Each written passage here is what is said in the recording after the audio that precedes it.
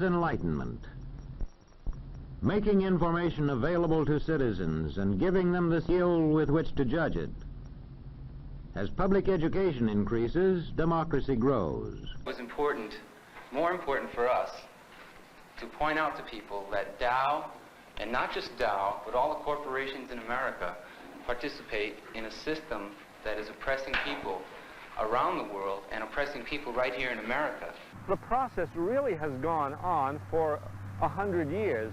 That is, as soon as we began to have in this country what you call an industrial revolution, as soon as you began to have mines and mills and steam, and as soon as the companies began wiping out the forests, and as soon as they began pouring wastes into the rivers, we began to have an environmental problem, just the beginnings of it, but didn't pay much attention to it. And civil disobedience was directed at other things.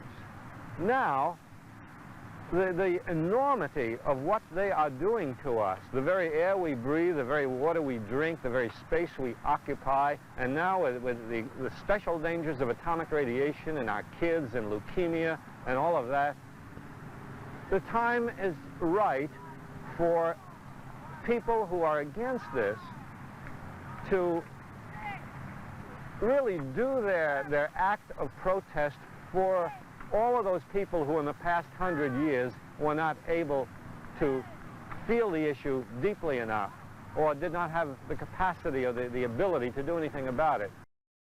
It is a terrible and inexorable law that one cannot deny the humanity of another without diminishing one's own. God knows I would be kind, let live, speak fair, requite an honest debt with more than just, and love for Christ's dear sake these shapes that wear a pride that had its genesis in dust. The meek are promised much in a book I know, but one grows weary, turning cheek to blow. The effort to influence the public mind by the use of money and the media and the press without an open ability to debate that issue, that is a conspiracy. In spite of the profound character of the decision that has to be made, public debate has not even begun. And indeed, the very authorities, both governmental and industry, involved in making this decision have simply prevented that public information process from occurring.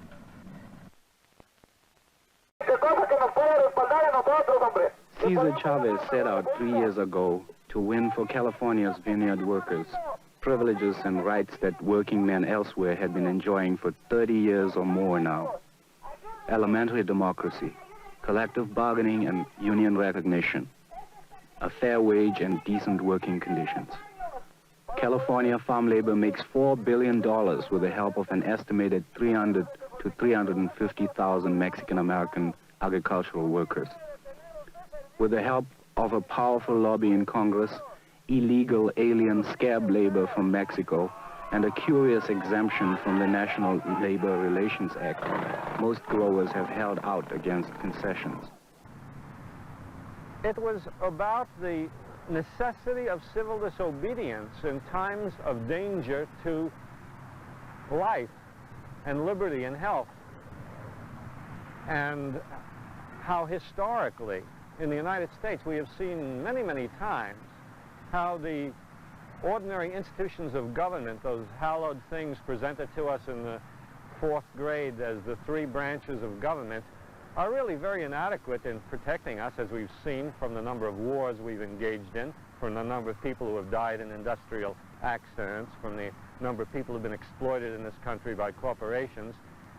These governmental institutions have not been very adequate to protect people, and from time to time, when grievances became too deep, groups of people had to go outside the machinery of government, had to break the law, had to commit civil disobedience in order to dramatize something that was happening. This was done by the labor movement. It was done by black people at various points in our history, and before the Civil War and the Underground Railroad, in recent years in the Civil Rights Movement. It's been done by women in protesting against inequality. And it seemed to me that after the most recent acts of civil disobedience, that is against the Vietnam War, maybe the time is right now for people to look closer to home at the dangers to our lives posed by corporate control of our lives. A nonviolent response has certain kinds of presumptions that I don't happen to believe. It presumes, in effect, that we're dealing with moral men. Yeah, that somehow people are going to be moved by the fact that 100 or 150 beautiful people get arrested tomorrow. We're not dealing with moral men. I mean, it's sort of hard to sum up Northeast Utilities because they're sort of this amorphous group. It's just a holding company of sort of big mucky executives that sort of think that they're deciding the future of the energy needs of America their own way based on profit. And I just don't look at the needs of America as being based on profit. I think they're based on need and on what's available, necessity. But if we were in a society that was moral, if we were in a society where all people had civil rights and civil liberties, if we were in a world where all people had civil liberties, then I would say nobody should violate your civil liberties at all. But when you're living in a society that's corrupt, that's amoral, that exists to make profit, that puts one man against another man and calls it motivation, then there's no right to respect one type of civil liberties. People like to call us communists and say we're a bunch of reds because then they don't have to deal with our politics. You see, that just can't, they call umpires communists too. Then they don't have to deal with us if they just say you're communists. But the communists are not the people to be worried about in this world right now, because the communists are just another form of imperialism. The communists are imperialists just like the United States are imperialists. There are varying degrees and varying types of communism. Communism in Vietnam may be totally different and will be, I can assure you, totally different than communism in Russia. Okay? So we're not for the communists taking over the world. But what I'm saying is that the United States and Russia are in this conflict, and they're screwing everybody in the world because of this conflict, just to help their own countries, to help themselves. And not even their countries, to help an elite in that country. Oh God, the long night of hesitation, frustration, filibuster has been so awfully long. Right, right, all the way from Selma town. Right, right. There comes a time when people get tired. Right, right. And we are here this evening to say to those who have mistreated us for so long that we are tired. Help him, Jesus. Right, right. We are tired of being segregated and humiliated. Amen. Right, right. You seem to think that everyone who goes through high school and then doesn't join SDS doesn't read books or something. No, that's not true, man, because I went through high school. No, it's not true. Know? I think for myself.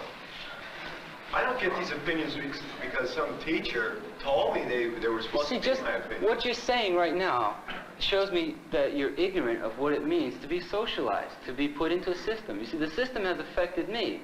It's warped a lot of my thinking. It's created a lot of anxieties in me. There's certain things I can't do, like I don't like to say certain words because it makes me turn red every once in a while, and things like that. The thing you have to try to do is first recognize that it doesn't matter what society you live in. That society determines your morality, what you think, the ideas that you're brought up with all your life. The time is now, man. The time is now to say, well, maybe some of those things aren't right, and let's look around and see what the truth is. Tired. Did you hear me when I said tired? Yes, Lord. Tired of being kicked about by the brutal feet of oppression. Oh, Lord. Right, right. Now we have no alternative but to protest. Well, tell it. For many years, we've shown amazing patience. Yes, Lord. Right, right. We've sometimes given our white brothers the feeling that we like the way that we are being treated. No, Lord. Right, right. But we come here tonight to be saved from the patience that makes us patient with anything less than freedom and justice. I grew up with the signs, no Indians or dogs allowed, and had to abide by those signs, not being able to go into places. And so from the very time I was very small, I think that I learned that you had to be strong in order to be an Indian. We've been forced into the boycott because of the fact that when you strike California agriculture, if you're taking on the entire structure. In this area, we have to take on the courts and the police. Almost every political subdivision is against us, so we got to take them on with the employers, because the employers really, by and large, still at this point owe.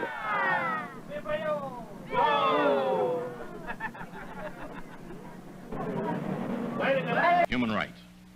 Respect as human beings. The government is forcing us to do. We are glad if they give us a chance to have an election and let us decide if we really want the union or not. Because I keep saying a lot of times, you know, we answer for one chance. We don't answer for $1.40 or $2, $3 an hour. We don't want nothing like that. We don't need any favor at all. What we need to do is a piece of paper and let us to say we want union. We don't want union. They want to live in a free and open society where they can walk with their heads up like men and women.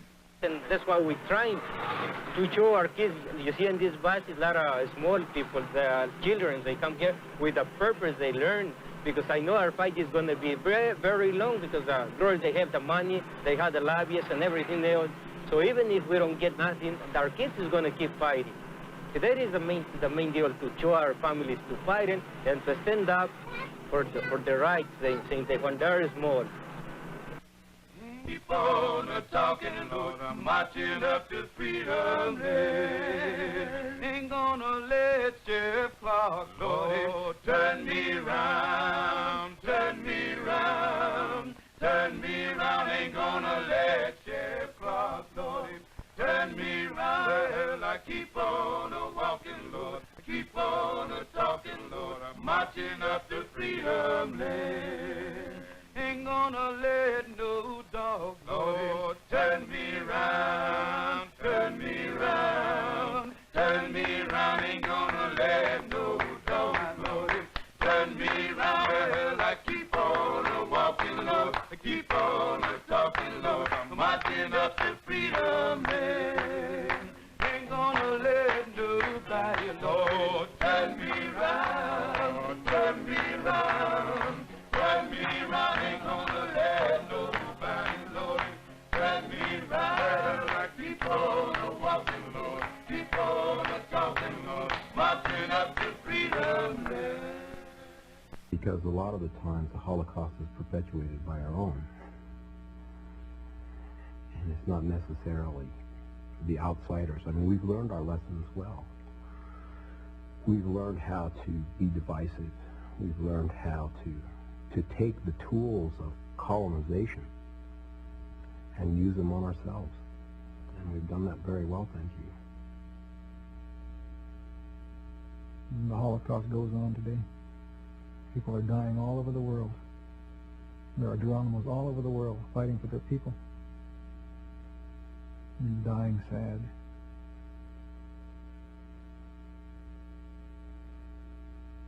It's like draft resistance. Remember draft resistance? How people are going to turn in their draft cards, you see, and then first there were going to be 100 draft cards turned in, and then there were going to be 500, and then there were going to be 1,000, and then there were going to be 10,000, and then there were going to be 100,000.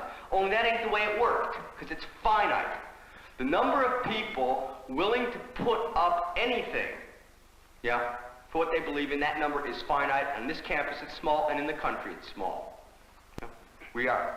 We're not a majority or anything like it. Yeah? Martin Luther King said, well, they'll fill up the jails. See, first they'll fill up 10 people, they'll put 10 people in jail, and for every 10 people they put in jail, there'll be 20 to take their place, and for every 20 there'll be 200, and for 200 there'll be 2,000. It just ain't true. The choices really aren't between violence and non-violence. Yeah? That's an artificial choice perpetrated by the powerful upon the powerless.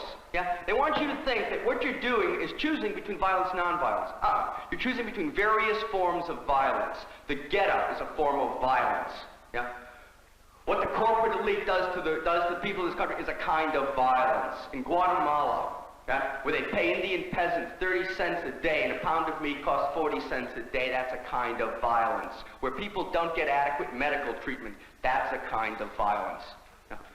I hate to see us deluded into thinking that we had some kind of real choice here, as much as I'd like to have that choice. Because what happens in this system is the word comes down from the top, yeah, and everybody follows. Comes right down top. There are no decisions coming from in the other direction. Okay, there are people think we can somehow get in this community what Felix Frank was fond of calling an aroused conscience by getting busted. Let's get busted. Yeah, but we're gonna learn from getting busted, and that's mostly what I care about. Thank you. What happens to a dream deferred? Does it dry up like a raisin in the sun, or fester like a sore and then run? Does it stink meat, or crust and sugar over like a syrupy sweet? Maybe it just sags like a heavy load. Or does it explode?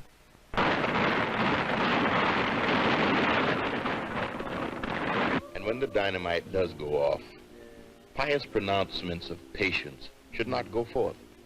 Blame should not be placed on outside agitators or on communist influence or on advocates of black power.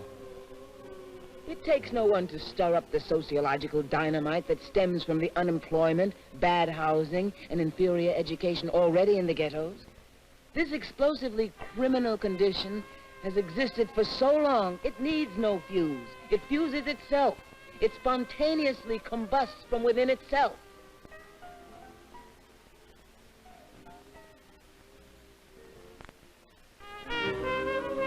We are being forced by police misconduct to get together to fight the police. You know when I believe that singing "We Shall Overcome" is an effective way to fight the police? When I see you send your Marines, your airmen, and your infantrymen into Vietnam, led by the Mormon Tabernacle Choir. I believe in anger. The Bible says there is a time for anger. I'm the only person that doesn't claim to be American Indian, because American Indian is only 500 years old, but I was here before Columbus, so that doesn't make me American Indian. So I'm a non-Indian, no, I'm a non-American. Today, America, nobody knows what America is, or nobody knows what Indian means. So the only Indian that was defined by Congress is primitive or North American Indian. But then what is primitive? Anything that goes by itself is primitive, but when you put a fence around it, it's not primitive anymore. So then what is Indian? 93rd Congress changed its tune to what is Indian to who is Indian, so only half will be regarded as Indian. So American Indian cannot be defined as a nation.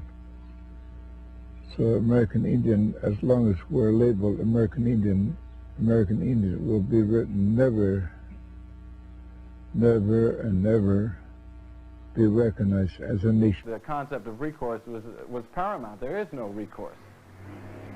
And so then I had to decide how to approach the tower as the symbol in the most effective way to communicate a giant political issue to the local residents of the town and to the county, to the whole Connecticut River Valley area, how I could communicate to them the dangers, the issue of nuclear power, and the dangers of nuclear power, and the whole problem of nuclear power as a giant political issue when no one was looking at it. And so I decided that, one, I had to knock down the tower, and yet, two, I had to realize that the people around here, one, don't realize that they do have recourse, but the recourse isn't necessarily through the established means, because sometimes the established means just don't work and the odds are totally against you. Yet I did not want the people in the area to get hung up on the property issue and the whole concept that someone would destroy property in order to stop a nuclear power plant or anything else. So what I wanted to do was get these people to think about the issue itself, nuclear power plants, and therefore I would put my existence on the line and just turn myself in with what I thought was a well-thought-out statement, and people would then realize that I was being responsible. The law is not a holy thing. I remember when Dan Berrigan broke the law and they interviewed his 80-year-old mother and they said, "Oh, what do you think about your son? What do you think about him breaking the law?" I guess they thought an 80-year-old woman would have 80 years of respect for the law behind her, and she'd give them the right answer. And Dan Berrigan's mother said, "It's not God's law. And she had it there. The law is made by very mortal people, very limited people, very opinionated people, and people have very special interests. They make the law, they tell us what the law is, and then they act as if it's holy writ. So, it's not a terrible thing to break the law. I'll make the statement as simply as I can. Far more violence to human life has been done in human history by people obeying the law than by people breaking the law. The greatest acts of damage to human beings have been done in conformity with the law, in conformity with government edicts and government decrees. The greatest harm to people has been official harm, not the harm done by ordinary citizens. No. That's the reason why I think that the jury would have acquitted him. The Commonwealth didn't prove the point that he was malicious when he did it. And I don't think he was. I don't think he's that type of man. He did that, in other words, he figured he'd sacrifice his own life, you know what I mean, for the existence of the community in this area. Right. In other words, he was going to be the sacrificial lamb. You understand what I mean? Yeah. He didn't care what happened to him. All he cared about was just the community at large, the generation and the generation to come. I always think that behind technical reasons in the court are substantial human reasons. And behind that technical decision of the judge based on is it real property, is it personal property, was a kind of moral pressure that the judge felt in the course of the trial put on him by the defendant and all the friends of the defendant, and the atmosphere of the courtroom, and the feeling was that, by God, this was the right thing to do. I find the word Native American offensive to me. It's like, here's a nation of people that enslaved my people, stole my culture, tried to beat it out of me, and now they're going to include me. And I don't mean to sound unpatriotic, I'm a veteran, but they're saying now you can call yourself a Native American. I'm not, I'm an Aboriginal, indigenous person. As an people, we have the responsibility to care for our own, to care for our young, take them in no matter what blood they have. If they're ours, they're ours. That's a simple answer. You can't say, you aren't enough of me, so find your own way. That's not what it's all about. We brought them into this world. So what happens when this young guy comes up to the drum and he looks black and he says, my father is such and such and my mother is such and such and I'm Indian? What do you say? And I want to learn the song. What do you say to him? And he said, you better make a place on the drum for him and have him sit because he's one of us. With respect to the citizen, there, I think, is an unwritten law beyond things like the Declaration of Independence, which speak of our inalienable rights to life, liberty, and the pursuit of happiness. I'd like to raise the question, when even a government or even a majority vote does things that may poison an individual, may poison his children and his children's children, is he not entitled to some effort to defend his rights to life, his children's rights, and their descendants, no matter what the Democratic majority has decided, particularly when the Democratic majority has made such a decision, if they have, based upon the perversion of truth, the purchasing of truth with money and advertisement and vested interests. People forget that when we fought that revolution 200 years ago, we fought it in the name of the Declaration of Independence, and the Declaration of Independence said, governments are instituted for the purpose of protecting life, liberty, and the pursuit of happiness. That was the phrase, life, liberty, and the pursuit of happiness. Then when the revolution was over and they set up a new government and they wrote the Constitution, they did not use that phrase in the Constitution. They didn't say life, liberty, and the pursuit of happiness. They said life, liberty, and property. That tells you a little about the Founding Fathers and their interests. And in a sense, what we have to do in this country, of which this environmental action is part, we have to move that enormous distance, and also that short distance, from the Constitution to the Declaration of Independence. You could almost define where this country has to go by saying we have to move from life, liberty, and property to life, liberty, and the pursuit of happiness. In America means freedom, liberty, life, and then property. Politics means people taking a political stand. It means a yes or no. It doesn't mean a bunch of foo-foo lobbying saying, no, I don't want this and I'll counterbalance this. There's no negotiation here. That's politics. That's saying there's no way that they can be built safely, and therefore there's no way they're going to be built. It's like saying we're going to have a safe war. I'm saying there's no safe wars. I'm saying there's no safe nuclear power plants either. These people are going to start to realize that, and when you take a concrete position, that's politics. When you take a social position and start to develop yourself as a social creature, that's when you get political. You're not a lobbyist anymore. You're not taking little negotiatory stands. You're saying no. My mother was only half Apache, but that's always, I've never felt like I was anything but Apache. We've always, because my father was always singing and always teaching us about Apache, so I felt like we were Apaches, and that's all we were. And I think my mother felt that way too, because she never said anything about being white. It was always Apache. Everything she did. She made dresses and she beaded and made purses and all kinds of things, and she made those, and they were Apache. And that's what she wanted to teach us, to dance Apache, to sing Apache. And that's what I'd like to give to my children, to help them to realize that they're Apache. And one of the things we went to was something in Oklahoma, and there were all these people in their minks, you know, and their tuxedos and their formals and everything. And my daughter asked me, she said, "Mama, how do you feel? You're wearing an Apache dress, you know, and all these other people are all dressed up." I said, "I feel like I'm the most beautiful person here." I said, "Because I'm Apache." And that's the way I feel.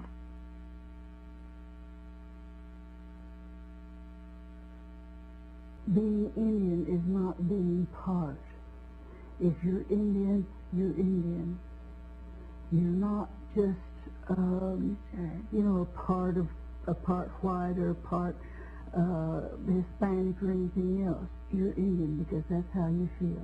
When you grow up and you have an Apache mother or a Comanche or whatever, if she's 15 tribes, but she sings the lullabies to you of whatever tribe she feels, I mean she knows, then you're going to feel the dominance of that in your life. It's kind of like that's going to be your choice. So I think there's another way to look at that whole issue of what is Indian, what, you know, the word, or what we call ourselves. It's en Dios, meaning in God, that the people that he encountered were godlike, were very pure. And that en Dios became Indio, which became Indian. We have lost so much blood, and so many of us have died over the name Indian, that he says we've earned it. And we've earned that name with our blood. I'm proud of my people, and I'm proud of who I am and what they did and what they stood for.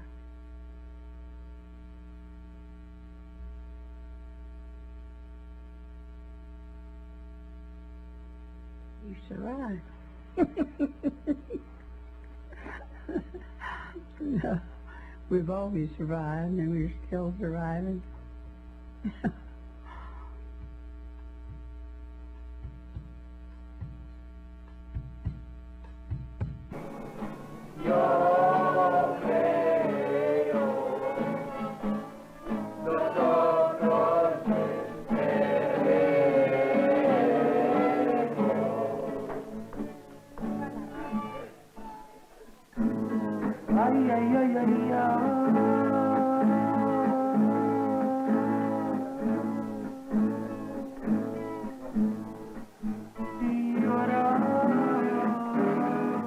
gather in their taverns and sing songs that nourish their culture.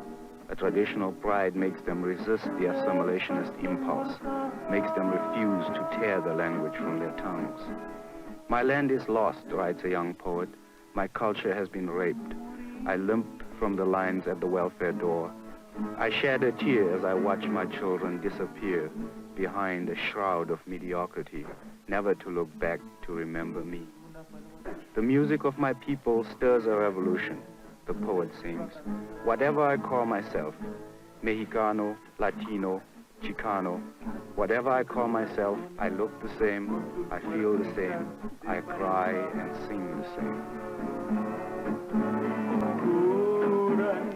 Esa paloma no es otra cosa más que su alma. Que tú no vienes a que regrese la desdicha.